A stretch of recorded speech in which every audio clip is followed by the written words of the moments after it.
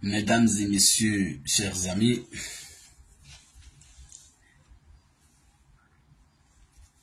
chers parents,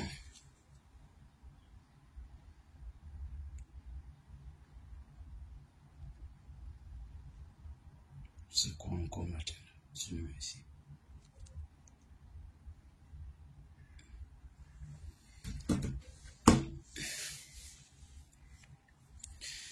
Alors, très rapidement, on va faire notre émission Matin Bonheur de ce mardi.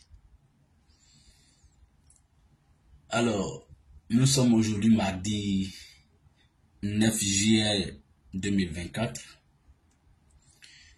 On va parler de l'actualité toute récente de la sous-région ouest africaine, qui a été fortement marquée par les sommets des États de l'AES et celui de la CEDEAO. Je ne suis pas heureux ce matin en parlant de cet événement-là. Je vous le dis très honnêtement. Parce que là où la division séjourne, je veux m'éloigner. Parce que ce qui est en train d'arriver dans notre sous-région, ce n'est pas pour l'intérêt de nos peuples. Non. Et c'est avec beaucoup d'amertume. Et presque les larmes aux yeux que je suis devant vous ce matin pour m'exprimer sur ce sujet. Je vais vous épargner les détails. Mais à vrai dire, de quelques temps que nous nous situons, à vrai dire, est-ce que c'est une division? Est-ce que c'est une désintégration? Ou bien une union? Ou bien une intégration? Parce qu'il faut se poser ces questions des plus essentielles. Oui, la Confédération des États du Sahel est née. Mais la suite. Une confédération, mesdames et messieurs, c'est une union entre divers États.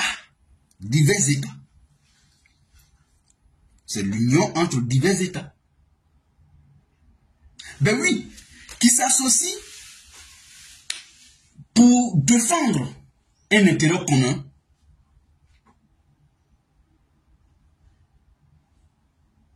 C'est tout ce qu'il faut comprendre. Une confédération n'est pas une fédération. Ça veut dire dans l'association, chacun garde son autonomie. Mais là, ce qui me gêne, c'est que, en vrai dit,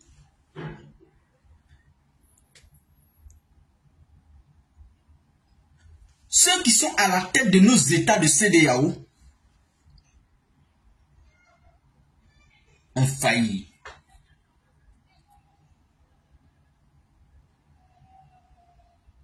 Ont mal agi. Ils sont allés très loin. Et ça, ces différentes sanctions qui ont été infligées aux États du Sahel, c'était des sanctions inhumaines, qui n'étaient pas dans l'intérêt des peuples de la CEDEAO, mais dans l'intérêt des chefs d'État qui incarnent à ce moment-là la CEDEAO. Ce qu'il faut comprendre dans ce cas de figure-là,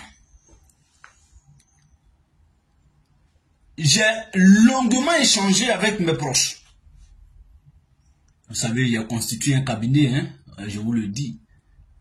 Et dans mon cabinet, on a débattu, en long et en large. j'ai dit que j'allais donner mon point de vue sans pour autant rentrer dans certaines considérations et tout. Parce que je suis convaincu, moi, c'est mon intime conviction, que ce qui se passe aujourd'hui dans la CEDEAO, au sein de la sous-région ouest africaine, entre la CEDEAO et l'AES, ce n'est pas dans l'intérêt du peuple de la CEDEAO ou des peuples de la CEDEAO et de l'AES. Parce qu'à partir du moment où la confédération est née, est en marche, et que les États du Sahel ne souhaitent plus jamais revenir sur ce débat de retour dans la communauté économique des États de l'Afrique de l'Ouest, alors il faut acter.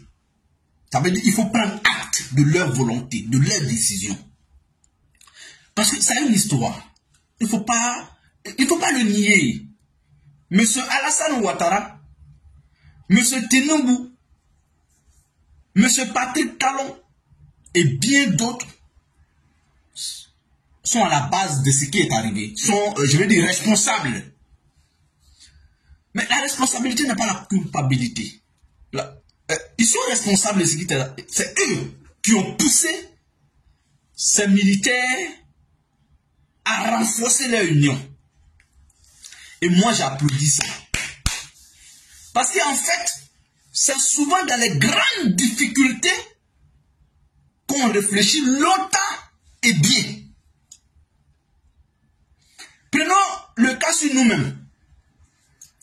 Quand tu es chez ton papa, tu manges bien, tu dors bien, tu te réveilles bien, tu fais ce que tu veux, ta chambre est climatisée, tout. Tu n'as pas la même réflexion de la vie, du courage, de la combativité,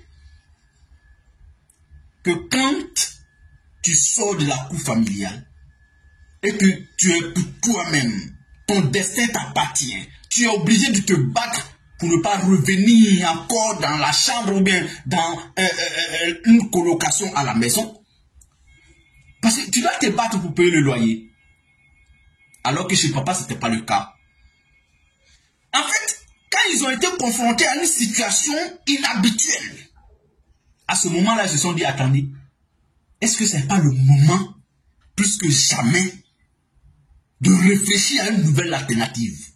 Ce qu'ils ont trouvé de mieux, c'est de sortir de la CEDEAO et de créer une confédération et puis engager une autre, je vais dire, un autre combat pour aller vers d'autres horizons. Mais moi, ça me choque qu'on en est arrivé jusqu'à ce niveau-là. Vous savez, on ne peut pas frapper un enfant et puis lui dire ne pleure pas. Depuis le départ, c'est mon slogan dans cette affaire. On ne peut pas frapper un enfant et puis lui dire mais pourquoi tu pleures? Ne pleure pas, ris. Non. Ce qui a été posé comme sanction, comme restriction, comme tout à ces États-là, c'était une chicote. Et ils pleurent, ils ont pleuré. Ça, il ne faut pas leur dire de ne pas pleurer. Merci beaucoup, cher frère Fofana Malachi. Donc,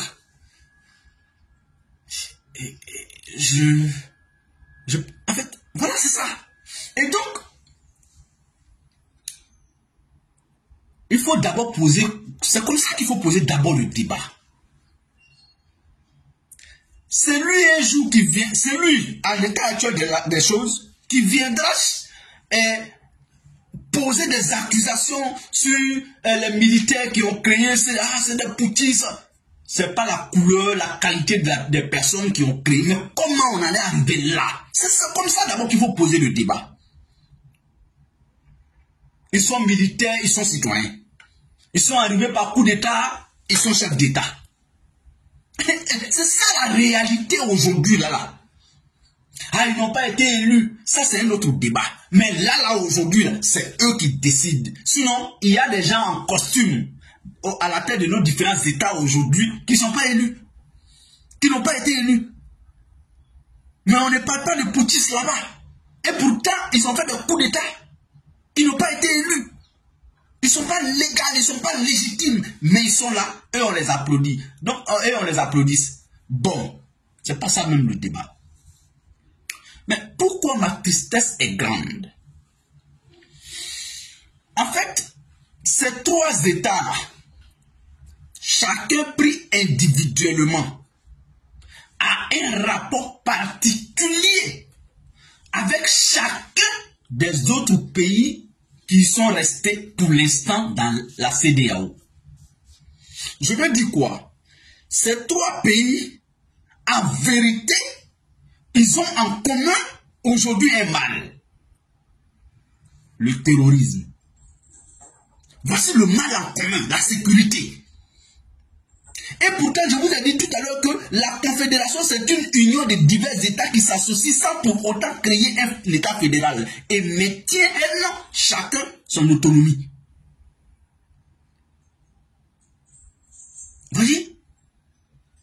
Ils vont, et ce qui aujourd'hui concrétise, légalise, formalise cette confédération, c'est que dans la même définition étymologique de confédération, on peut aller loin pour dire que la confédération est un groupement d'intérêts communs.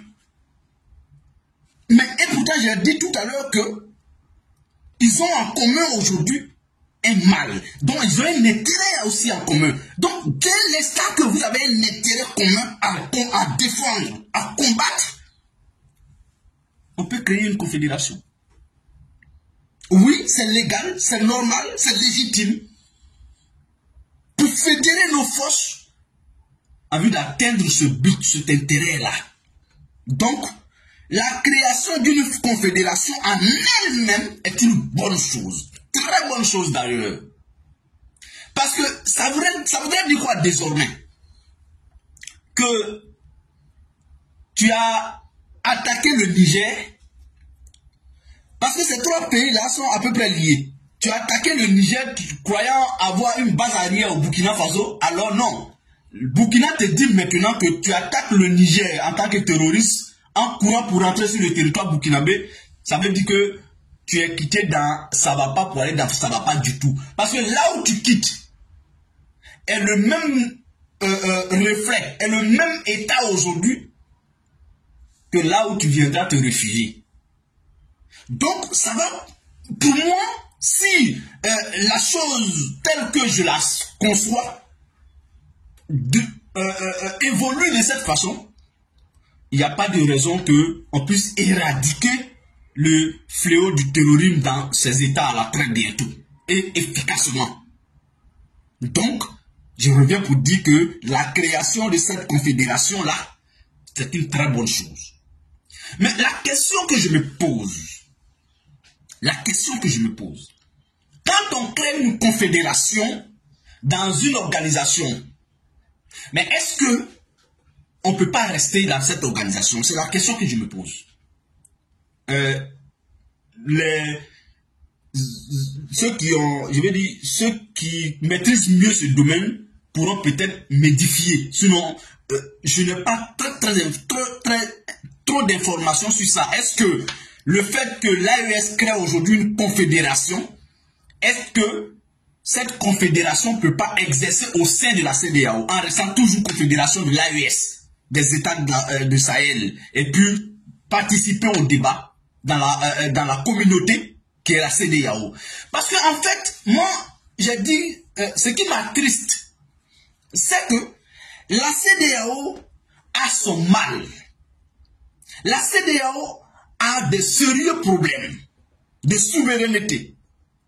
La CEDEAO a des sérieux problèmes de cohérence. Je parle des chefs d'État qui animent aujourd'hui la CEDEAO. Ils ne font pas conformément aux tests régis par la CEDEAO. Ça, c'est une vérité. On le sait tous. Personne ne peut nier cela. Et c'est ce que d'ailleurs on dénonce tous les jours. Mais moi, selon moi, on peut rester au sein de la CEDEAO demeurer une force dans le Sahel pour contraindre des décisions au sein de la CEDEAO. Je vais dire quoi? Ça veut dire aujourd'hui le rapprochement de Assimi, de Ibrahim, de Tiani, leur fédération, leur confédération, leur union, leur force aujourd'hui, est-ce que cette force-là ne pouvait pas être une autre force supplémentaire au sein de la CEDEAO pour changer les donnes? Voici des questions que je me pose. Parce que je répète encore une fois de plus, ça fait presque 30 ans qu'on vit ensemble. Nous, on a des habitudes maintenant d'aller, de revenir facilement, de commercialiser facilement, de manger ensemble. On vient un matin, oui, pour des raisons bien que légitimes, on va venir donner un coup à ça. C'est ce qui me gêne. Bon, regardez une chose. J'ai écouté la déclaration de la CEDEAO après leur sommet, qui ont énoncé un certain nombre de risques en quittant la CEDEAO.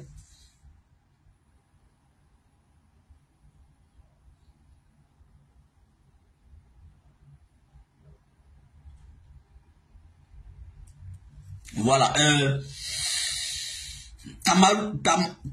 Christian me dit c'est très difficile. La Suisse en a fait l'expérience avec l'UE. Il y a eu des incompréhensions et des ingérences. Voilà. Bien que la Suisse est aujourd'hui un État au sein de l'Europe, mais la Suisse, comme je prends le cas je vais dire pratique, l'Angleterre a quitté l'UE. Mais vous savez, aujourd'hui pour aller en Angleterre, bon, quand tu es français, il faut avoir ton passeport français bien sûr et tout. Mais en fait, quand on quitte, il faut engager alors des accords diplomatiques. Maintenant, ce que je me demande, je me pose comme question. Aujourd'hui, là, à ce niveau, parce que le ton est haut, vraiment, c'est un bras de fer. Est-ce que, aujourd'hui, je prends un exemple tout bête. Si aujourd'hui, on dit, bon, comme on a constaté le retrait définitif des États du Sahel de la CEDEAO, les tests de la CEDEAO voudraient alors que on établisse aujourd'hui le visa entre les États du Sahel et les États de la CEDEAO.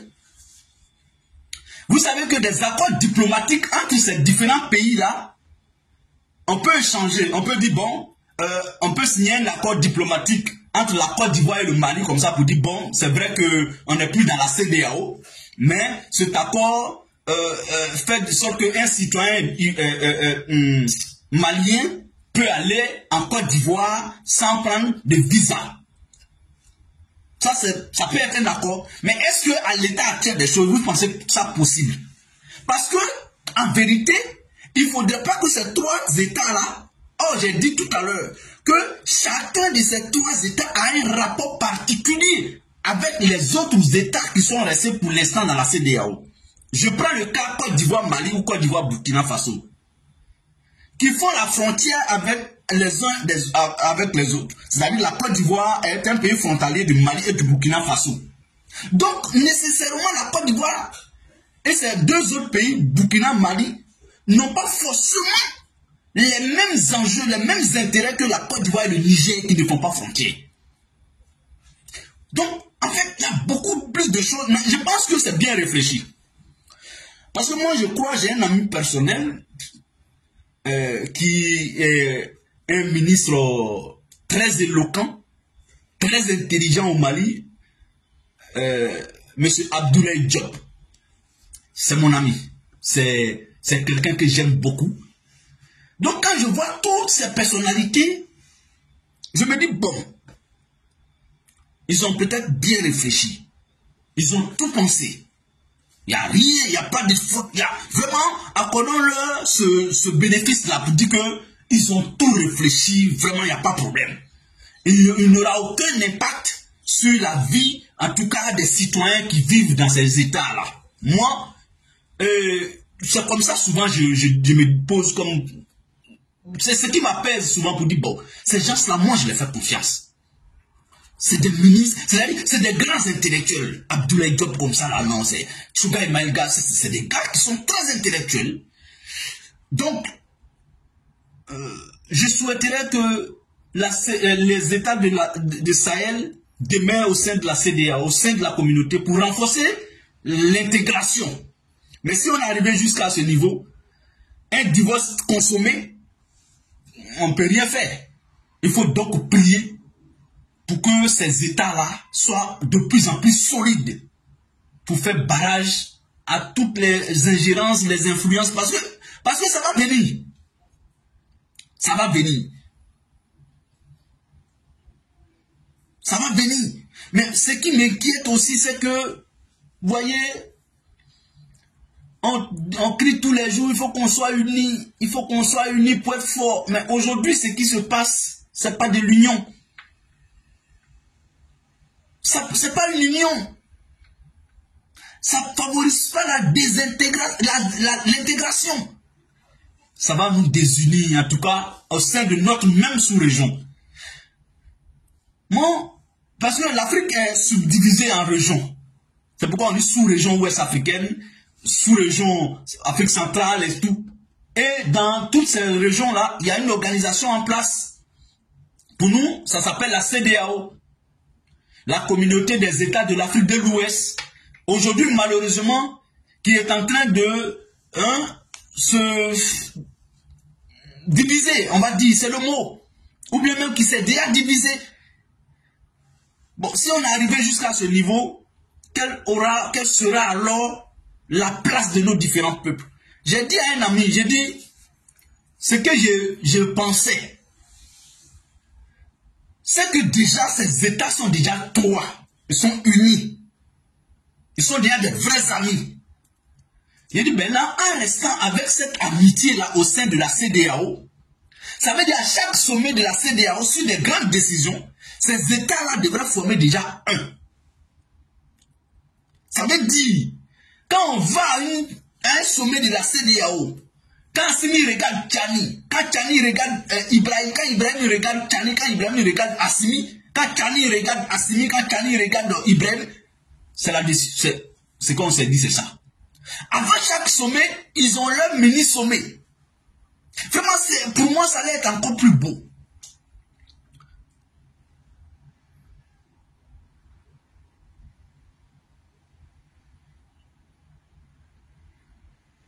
Donc, voilà un peu ce qui me désole. En tout cas, je ne suis pas bien à l'aise avec ce sujet. Vous le sentirez peut-être tout simplement parce que pour moi, c'est un recul. Est-ce que ça peut nous donner espoir que l'Afrique sera unie à jamais? Et pour de bon, et pour de vrai? Moi, je ne crois pas. Ça sera très difficile. Parce que ce que j'ai constaté, c'est qu'on n'a pas pu dompter nos égos. La CEDEAO est restée dans les menaces. On va vous faire ça. On va vous faire ça. On vous fait ça. Vous serez ceci. Vous serez cela. Bon, la CEDEAO est restée comme ça. Bon, c'est ce que j'ai dit, hein, c'est dans difficulté, on réfléchit souvent très bien. Quand tu as pu surmonter certaines difficultés, le reste là, tu te dis, bon écoute, qu'est-ce que je n'ai pas encore vu? Parce que ces États, en allant jusqu'à ce niveau, se sont dit, mais ce qu'ils ont déjà fait, qu'est-ce qu'ils feront encore, qu'on n'a pas encore vu? Et une fois que quelqu'un arrive à ce niveau avec toi, tes menaces ne lui font plus rien. Parce que toujours tu menaces. Toujours tu menaces. Et un jour, il va te dire, fais ce que tu veux, et puis je vais voir. Une fois que quelqu'un arrive à ce niveau avec toi, mon frère, tu es faible comme ça. Mon frère, tu es à terre comme ça. C'est pourquoi il ne faut jamais abuser. Même quand tu as la force, quand tu peux contraindre quelqu'un, quand tu peux frapper quelqu'un, Il ne faut pas abuser. Parce qu'un jour viendra où il va se dire, tu m'as trop tapé, tu m'as trop blessé, tu m'as trop fait du mal. C'est fini. Il faut faire ce que tu veux, je veux voir. Toi-même ce jour-là, tu vas te dire, hein? Il compte sur quoi? Est-ce que je dois continuer encore? Maintenant, quand tu ne continues plus, ça veut dire que c'est fini pour toi. Je ne voulais pas que cette situation arrive. Je ne voulais pas que cette situation arrive. Oui, parce que quelqu'un m'a écrit ce matin, le criminel retourne toujours sur le lieu de son crime. Il dit, et je cite, Alassane Ouattara a créé en 90 la carte de séjour. Aujourd'hui, en 2024, ce débat refait surface vis-à-vis des États du Sahel. Je dis non, il ne faut pas poser comme ça ce débat. Les États du Sahel, en sortant de la CEDEAO, ils savent que ça peut avoir des conséquences sociales, politiques, diplomatiques. Ils le savent. Et ils ont réfléchi à tout ça. Donc, si demain on nous parle de cas de séjour, c'est dû au fait qu'on n'est plus, en effet, CEDEAO et AES sont maintenant dos à dos. Ils ne s'écoutent plus. Ils ne sont plus même chose. Ça me gêne. Ils ne sont plus même chose. Même les partages d'informations. Parce que nous, on fait frontière. C'est vrai, aujourd'hui, l'Angleterre, la France, la Suisse, c'est des pays qui sont frontaliers. Mais l'Angleterre n'est pas dans l'Union européenne. Mais est-ce que eux, leur niveau de démocratie, eux, leur niveau de compréhension des choses, ce n'est pas la même chose chez nous? Regardez par exemple, eux là, ils ne sont pas dos à dos, hein? Non, ils ne sont pas dos à dos. Ils arrivent toujours à trouver le juste milieu, ce pays-là. Ils sont très avancés. Même quand ils ne sont pas dans une même confédération ou dans une même union, ils sont très très à l'aise dans les échanges, dans les rapports diplomatiques. Mais est-ce que chez nous, ça sera le cas? Je souhaite que ça soit le cas.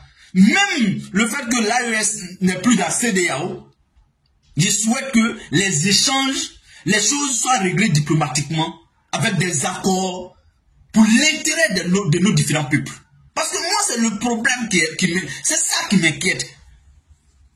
Notre habitude de se voir en frère vient de prendre un coup.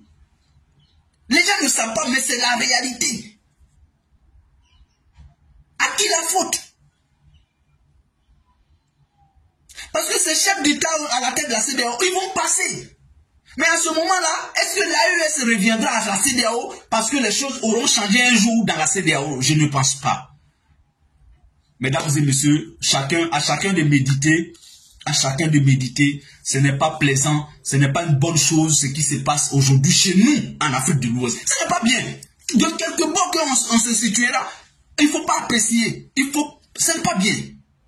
Parce que c'est une division.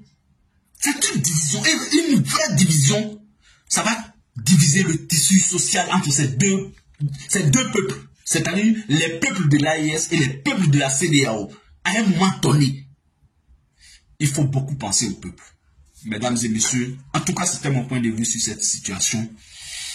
J'encourage ces soldats, ces militaires, d'être encore plus courageux, plus déterminés, à préserver, en tout cas, l'intérêt de nos différents peuples. Au revoir et à très bientôt. Merci. Bonne journée à chacun de nous. Et on va se dire à demain pour une autre édition et un autre sujet. Pourquoi pas. Au revoir. Merci.